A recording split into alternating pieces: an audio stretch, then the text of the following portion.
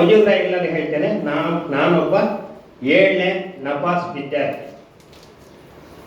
ನಿಮ್ಮ ಎದುರಿಗೆ ಬಂದು ನಿಲ್ಲುವಂತಹ ಅರ್ಹತೆ ನನ್ನಲ್ಲಿ ಯಾವುದೂ ಇಲ್ಲ.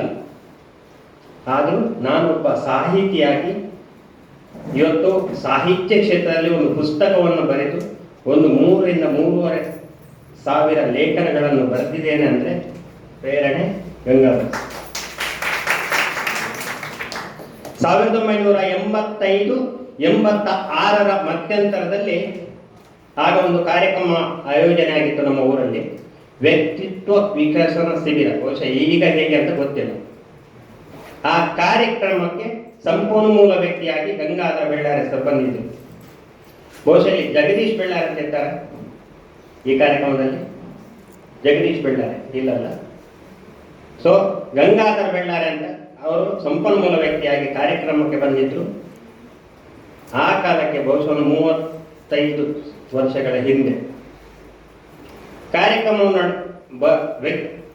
ವ್ಯಕ್ತಿಯ ವ್ಯಕ್ತಿತ್ವ ವಿಕಸನ ಮಾಡಿಕೊಂಡು ಬದುಕುವುದು ಹೇಗೆ ಅಂತ ಆಗ ಅವರು ಅಲ್ಲಿ ಒಂದು ಶಿಬಿರದಲ್ಲಿ ಮಾತಾಡಿದರು.